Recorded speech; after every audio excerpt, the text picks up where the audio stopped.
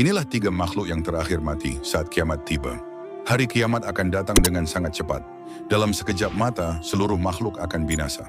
Dalam Al-Quran, Allah Subhanahu wa Ta'ala berfirman bahwa ketika malaikat Israfil meniup sangkakala, semua yang ada di langit dan bumi akan mati, kecuali yang Allah kehendaki. Digambarkan bahwa ada orang yang sedang mengangkat makanan ke mulutnya, namun belum sempat menyuap, ia sudah mati. Begitu dahsyat dan cepatnya kejadian ini.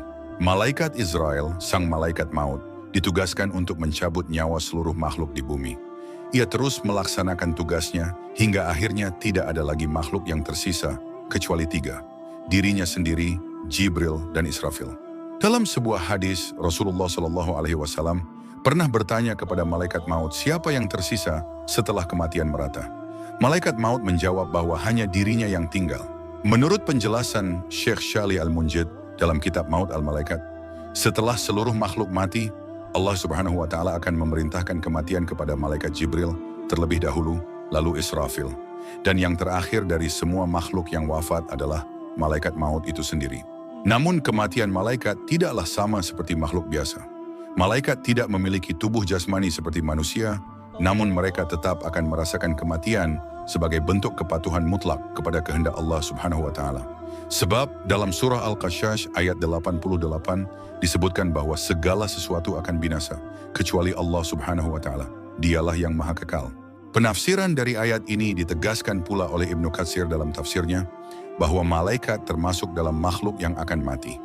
Tidak ada yang kekal di hari kiamat kecuali Allah Subhanahu wa Ta'ala. Semua ruh baik manusia, jin maupun malaikat akan diambil. Tidak ada satu pun yang luput dari kehancuran ini.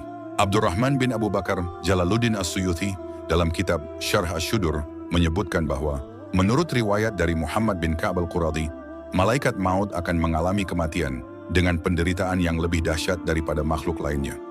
Karena ia menyaksikan langsung bagaimana seluruh makhluk dimatikan oleh perintah Allah Subhanahu wa Ta'ala hingga ia sendiri akhirnya binasa, tunduk pada kehendaknya.